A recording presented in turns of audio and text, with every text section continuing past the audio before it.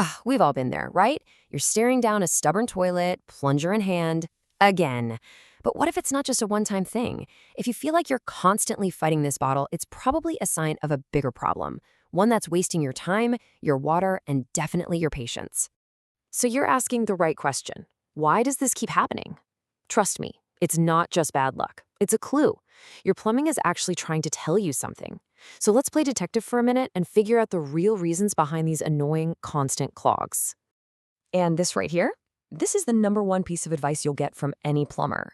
You've got to think of recurring clogs as a system-wide signal. Every time you grab that plunger, you're not actually fixing the problem. You're basically just hitting the snooze button on a much, much bigger alarm. It's time to wake up and find out what's really going on.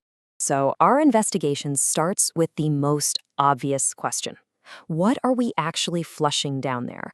You might think you know the answer, but honestly, some of the biggest culprits are everyday items you'd probably never even suspect. Let's just start with public enemy #1, those so-called flushable wipes. Yeah, spoiler alert, despite the name, they are one of the single biggest causes of clogs. They, along with things like paper towels and feminine hygiene products, are engineered to be strong. They just don't dissolve in your pipes, and they create these massive blockages. And yup, even a giant wad of regular old toilet paper can be way too much for your system to handle at once. This really paints a picture, doesn't it? Over on the left, you've got toilet paper, which is literally designed to fall apart almost instantly in water. But then on the right, you have wipes and paper towels. They're made to be tough, right? So instead of dissolving, they just snag, they gather, they build up, and pretty soon you've got a solid mass that a plunger has absolutely no chance against. And you know, it's not just what you flush, it's how you flush. Your toilet needs a full tank of water to create that powerful siphon effect. It's like a mini whirlpool that sucks everything down and shoots it through the pipes. If you use a weak flush or you try to cram way too much in at once, that siphon just fails and stuff gets left behind. Okay, but what if you're doing everything right? You're only flushing toilet paper, you're not using too much, and you're still facing clogs? Well, at that point, the problem might not be your habits at all. It could be something hidden deep inside the plumbing system itself. This is a big one, especially in older homes with hard water.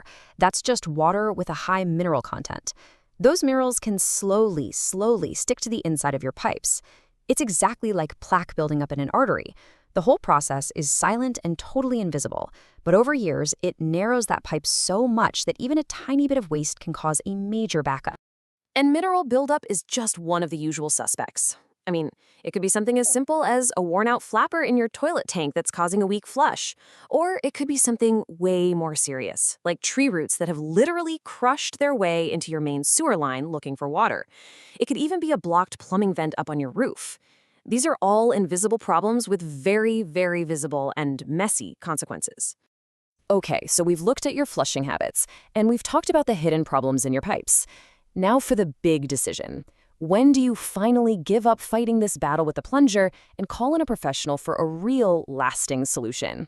This is the question every single homeowner faces. Look, the plunger is a fantastic first aid tool, don't get me wrong, but it is not a cure-all. For these recurring problems, you have to know when it's time to call for backup. Here's a really simple rule to live by. One clog, that's an accident. It happens. A second clog soon after, that's a pattern. If your toilet clogs more than once in, say, a few weeks, it's a huge flashing signal that something is fundamentally wrong. At that point, plunging is just treating the symptom. It's not curing the disease. Okay, now listen closely. If you experience any of these red flags, I mean it, stop what you're doing and call a plumber immediately. Gurgling drains, water backing up into your shower when you flush the toilet, multiple slow drains all over the house. These are not just toilet problems. These are major signs of a serious blockage in your main sewer line, and that is an emergency you do not want to ignore. All right, enough diagnosing problems. Let's talk prevention. Let's put together a simple action plan so you can take back control and hopefully never have to deal with this frustration again.